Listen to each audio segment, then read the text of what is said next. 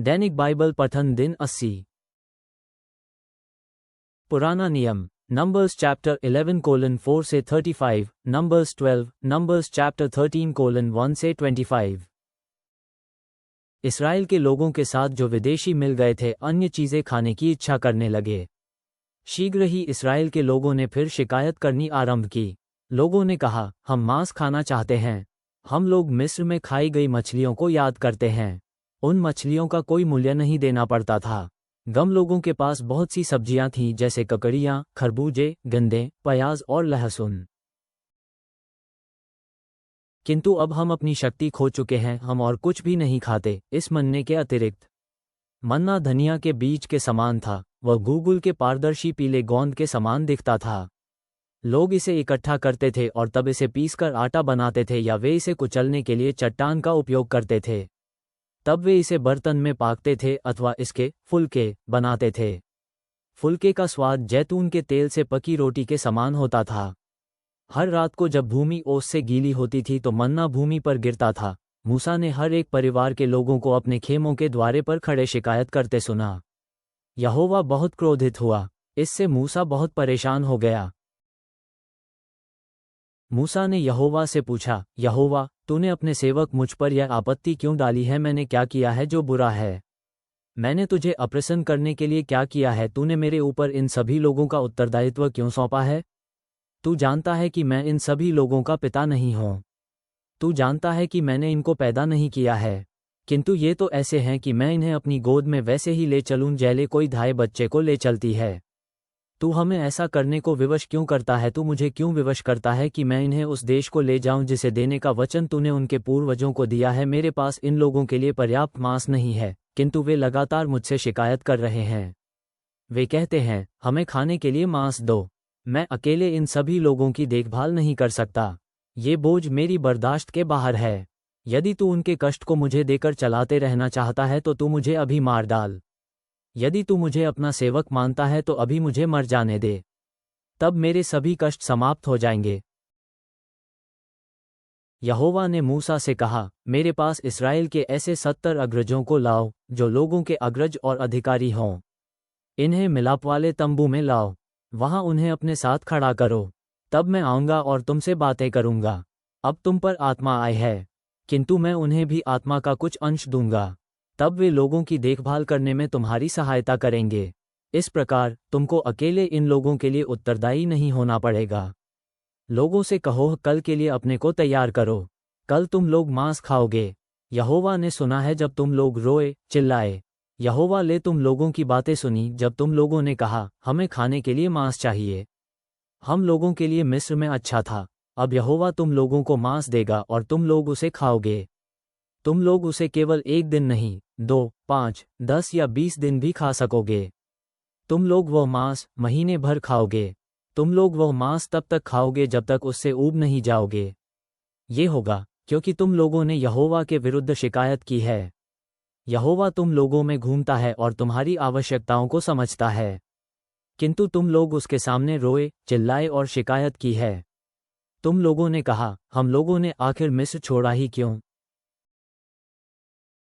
मूसा ने कहा, यहोवा, यहाँ 6 लाख पुरुष साथ चल रहे हैं और तू कहता है, मैं उन्हें पूरे महीने खाने के लिए पर्याप्त मांस दूंगा। यदि हमें सभी भेड़ें और मवेशी मारने पड़े तो भी इतनी बड़ी संख्या में लोगों के महीने भर खाने के लिए वह पर्याप्त नहीं होगा, और यदि हम समुद्र की सारी मछलियां पकड़ लें तो भी उनके लिए वे पर्याप्त नहीं होंगी। किंतु यहोवा ने मूसा से कहा, यहोवा की शक्ति को सीमित न करो। तुम देखोगे कि यदि मैं कहता हूं कि मैं कुछ करूंगा तो उसे मैं कर सकता हूं। इसलिए मूसा लोगों से बात करने बाहर गया। मूसा ने उन्हें वह बताया जो यहोवा ने कहा था। तब मूसा ने 70 अग्रज नेताओं को इकट्ठा किया। मूसा ने उनसे तंबू के चारों ओर खड़ा रहने को कहा। तब यहोवा एक बादल में उतरा और उसने मूसा से बातें की। आत्मा मूसा पर थी। यहोवा ने उसी आत्मा को 70 अग्रज नेताओं पर भेजा। जब उनमें आत्मा आए तो वे भविष्यवाणी करने लगे, किंतु ये केवल उसी समय हुआ जब उन्होंने ऐसा किया। अग्रजों में से 2 एल्दाद और मेदाद तंबू में नहीं गए। उनके नाम अग्रज नेताओं की सूची में थे, किंतु वे डेरे में रहे। किंतु आत्मा उन पर भी आई और वे भी डेरे में भविष्यवाणी करने लगे। एक युवक दौड़ा और मूसा से बोला, उस पुरुष ने कहा, एल्दाद और मेदाद डेरे में भविष्यवाणी कर रहे हैं। किंतु नून के पुत्र यहोशू ने मूसा से कहा, मूसा, तुम्हें उन्हें रोकना चाहिए। यहोशू मूसा का तब से सहायक था जब वह किशोर था। किंतु मूसा ने उत्तर दिया, क्या तुम्हें डर है कि लोग सोचेंगे कि अब मैं नेता नहीं हूं? मैं चाहता हूं कि यहोवा के सभी लोग भविष्यवाणी करने योग्य हो। मैं चाहता हूं कि यहोवा अपनी आत्मा उन सभी पर भेजे। तब मूसा और इस्राएल के नेता डेरे में लौट गए। तब यहोवा ने समुद्र की ओर से भारी आंधी चलाई। आंधी ने उस क्षेत्र में बटेरों को पहुंचाया। बटेरें डेरों के चारों ओर उड़ने लगीं। वहां इतनी बटेरें थीं कि भूमि ढक गई। भूमि पर बटेरों की 3 फीट ऊंची परत जम गई थी। कोई व्यक्ति एक दिन में जितनी दूर जा सकता था उतनी दूर तक चारों ओर बटेरें थीं। लोग बाहर निकले और पूरे दिन और पूरी रात बटेरों को इकट्ठा किया, और फिर पूरे अगले दिन भी उन्होंने बटेरें इकट्ठी कीं। हर एक आदमी ने 60 बुशेल या उससे अधिक बटेरें इकट्ठी की। तब लोगों ने बटेरों को अपने डेरे के चारों ओर फैलाया। लोगों ने मांस खाना आरंभ किया, किंतु यहोवा बहुत क्रोधित हुआ। जब मांस उनके मुंह में था और लोग जब तक इसको खाना खत्म करें इसके पहले ही यहोवा ने एक बीमारी लोगों में फैला दी। इसलिए लोगों ने उस स्थान का नाम किब्रोततावा रखा। उन्होंने उस स्थान को वह नाम इसलिए दिया कि यह वही स्थान है जहां उन्होंने उन लोगों को दफनाया था जो स्वादिष्ट भोजन की प्रबल इच्छा रखते थे। किब्रोततावा से लोगों ने हसेरोत की यात्रा की और वे वहीं ठहरे। मरियम और हारून मूसा के विरुद्ध बात करने लगे। उन्होंने उसकी आलोचना की क्योंकि उसकी पत्नी कूशी थी। उन्होंने सोचा कि यह अच्छा नहीं कि मूसा ने कूशी लोगों में से एक के साथ विवाह किया। उन्होंने आपस में कहा, यहोवा ने लोगों से बात करने के लिए मूसा का उपयोग किया है, किंतु मूसा ही एकमात्र नहीं है। यहोवा ने हम लोगों के द्वारा भी कहा है। यहोवा ने ये सुना। मूसा बहुत विनम्र व्यक्ति था। वह न डींग हाँकता था, न शेखी बघारता था। वह धरती पर के किसी व्यक्ति से अधिक विनम्र था। इसलिए यहोवा अचानक आया और मूसा, हारून और मरियम से बोला। यहोवा ने कहा, तुम तीनों को अब मिलाप वाले तंबू में आना चाहिए। इसलिए मूसा, हारून और मरियम तंबू में गए। तब यहोवा बादल में उतरा। यहोवा तंबू के द्वार पर खड़ा हुआ।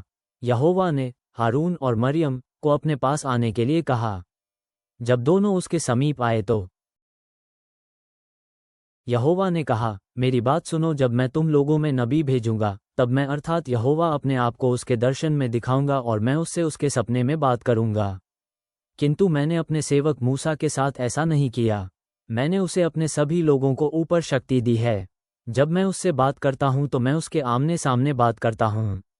मैं जो बात कहना चाहता हूं उसे साफ साफ कहता हूं। मैं छिपे अर्थ वाले विचित्र विचारों को उसके सामने नहीं रखता। और मूसा यहोवा के स्वरूप को देख सकता है। इसलिए तुमने मेरे सेवक मूसा के विरुद्ध बोलने का साहस कैसे किया? तब यहोवा उनके पास से गया, किंतु वह उनसे बहुत क्रोधित था। बादल तंबू से उठा। तब हारून मुड़ा और उसने मरियम को देखा और उसे दिखाई पड़ा कि उसे भयंकर चर्मरोग हो गया है। उसकी त्वचा बर्फ की तरह सफेद थी। तब हारून ने मूसा से कहा, महोदय, कृपा करके जो मूर्खता भरा पाप हम लोगों ने किया है उसके लिए क्षमा करें। उसकी त्वचा का रंग उस प्रकार न उड़ने दे जैसा मरे हुए उत्पन्न बच्चे का होता है। कभी कभी इस प्रकार का बच्चा आधी गली हुई त्वचा के साथ उत्पन्न होता है। इसलिए मूसा ने यहोवा से प्रार्थना की, परमेश्वर, कृपा करके इस बीमारी से उसे स्वस्थ कर। यहोवा ने मूसा को उत्तर दिया, यदि उसका पिता उसके मुंह पर थूके तो वह 7 दिन तक लज्जित रहेगी। इसलिए उसे 7 दिन तक डेरे से बाहर रखो। उस समय के बाद वह ठीक हो जाएगी। तब वह डेरे में वापस आ सकती है। इसलिए मरियम 7 दिन के लिए डेरे से बाहर ले जाई गई और तब तक वे वहां से नहीं चले जब तक वह फिर वापस नहीं लाई गई। उसके बाद लोगों ने हसेरोत को छोड़ा और पारान मरुभूमि की उन्होंने यात्रा की। लोगों ने उस मरुभूमि में डेरे लगाए। यहोवा ने मूसा से कहा, कुछ व्यक्तियों को कनान देश का अध्ययन करने के लिए भेजो। यही वो देश है जिसे मैं इस्राएल के लोगों को दूंगा। हर एक 12 परिवार समूह से एक नेता को भेजो। इसलिए मूसा ने यहोवा की आज्ञा मानी। उसने प्राण के रेगिस्तान से नेताओं को भेजा। ये उनके नाम जककुर का पुत्र शम्मू, रूबेन के परिवार के समूह से, होरी का पुत्र शापात, शिमोन के परिवार समूह से, यपुने का पुत्र कालेब, यहूदा के परिवार समूह से, योसेफ का पुत्र येग्ज, इस्साकार के परिवार समूह से, नून का पुत्र होशे, एप्रैम के परिवार समूह से, रापू का पुत्र पलती, बिन्यामीन के परिवार समूह से, सोदी का पुत्र गद्दिएल, जबूलून के परिवार समूह से, सूसी का पुत्र गद्दी, मनश्शे के परिवार समूह से, गमली का पुत्र अम्मीएल, दान के परिवार समूह से, मिकाएल का पुत्र सतूर, आशर के परिवार समूह से, वोप्सी का पुत्र नहूबी, नप्तली परिवार समूह, माकी का पुत्र गुएल, गाद के परिवार समूह से। ये उन व्यक्तियों के नाम हैं जिन्हें मूसा ने प्रदेश को देखने और जांच करने के लिए भेजा। मूसा से नून के पुत्र होशे को दूसरे नाम से पुकारा। मूसा ने उसे यहोशू कहा। मूसा जब उन्हें कनान की छानबीन के लिए भेज रहा था, तब उसने कहा, गेवेक घाटी से होकर पहाड़ी प्रदेश में जाओ। ये देखो कि देश कैसा दिखाई देता है, और उन लोगों की जानकारी प्राप्त करो जो वहां रहते हैं। वे शक्तिशाली हैं या कमजोर हैं, वे थोड़े हैं या अधिक संख्या में हैं। उस प्रदेश के बारे में जानकारी करो जिसमें वे रहते हैं। क्या यह अच्छा प्रदेश है या बुरा? किस प्रकार के नगरों में वे रहते हैं? क्या उन नगरों के परकोटे हैं? क्या नगर शक्तिशाली जगह से सुरक्षित है? और प्रदेश के बारे में अन्य बातों की जानकारी प्राप्त करो। क्या भूमि उपज के लिए उपजाऊ है या ऊसर है? क्या जमीन पर पेड़ उगे हैं? और उस भूमि से कुछ फल लाने का प्रयत्न करो। यह उस समय की बात है जब अंगूर की पहली फसल पकी हो। तब उन्होंने प्रदेश की छानबीन की। वे जिन मरुभूमि से रहोब और लेबो हमात तक गए, वे नेगेव से होकर तब तक यात्रा करते रहे जब तक वे हेब्रोन नगर को पहुंचे। हेब्रोन मिस्र में सोअन नगर के बसने के 7 वर्ष पहले बना था। अहीमन, शेशै और तलमै वहां रहते थे। ये लोग अनाक के वंशज थे। तब वे लोग एशकोन की घाटी में आए। उन व्यक्तियों ने अंगूर की बेल की एक शाखा काटी। उस शाखा में अंगूर का एक गुच्छा था। लोगों में से 2 व्यक्ति अपने बीच एक डंडे पर उसे रख कर लाए। वे कुछ अनार और अंजीर भी लाए। उस स्थान का नाम एशकोल की घाटी था, क्योंकि यह वही स्थान है जहां इस्राएल के आदिनियों में अंगूर के गुच्छे काटे थे। उन व्यक्तियों ने उस प्रदेश की छानबीन 40 दिन तक की। तब वे डेरे को लौटे। नया नियम, लूक चैप्टर 3:23 से 38, लूक चैप्टर 4:1-13। नीतिवचन, प्रोवर्ब्स चैप्टर 7:21 से 27। उसने उसे लुभावने शब्दों से मोह लिया, उसको मीठी मधुर वाणी से फुसला लिया। वो तुरंत उसके पीछे ऐसे हो लिया जैसे कोई बैल वध के लिए खींचा चला जाए, जैसे कोई निरामूर्ख जाल में पैर धरे। जब तक एक तीर उसका हृदय नहीं बेधेगा तब तक वह उस पक्षी सा जाल पर बिना ये जाने टूट पड़ेगा कि जाल उसके प्राण हर लेगा। सो मेरे पुत्रों, अब मेरी बात सुनो और जो कुछ मैं कहता हूं उस पर ध्यान धरो। अपना मन कुलता की राहों में मत खींचने दो अथवा उसे उसके मार्गों पर मत भटकने दो। कितने ही शिकार उसने मार गिराए हैं। उसने जिनको मारा उनका जमघट बहुत बड़ा है। उसका घर वह राजमार्ग है जो कब्र को जाता है और नीचे मृत्यु की काल कोठरी में उतरता है। स्वर्गीय पिता, हम आज तेरे वचन से प्राप्त शिक्षाओं पर चिंतन करते हुए तेरे समक्ष आते हैं। जैसे इस्राएलियों ने मिस्र की सुख सुविधाओं की लालसा की, वैसे ही हमें हमारे अतीत की प्रलोभनों से बचने में सहायता कर और तेरी प्रदान की हुई व्यवस्था पर भरोसा करने में मदद कर, जैसा कि यीशु ने जंगल में प्रलोभन का सामना किया। हमें बुद्धिमान मार्ग को पहचानने के लिए मार्गदर्शन दे, जैसा कि नीतिवचन चेतावनी देते हैं, ताकि हम पवित्रता और सत्य में चल सकें।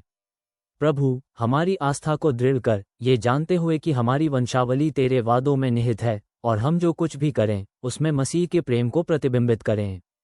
तेरी भलाई और दया हमें आगे बढ़ने के लिए मार्गदर्शन करें। आमीन।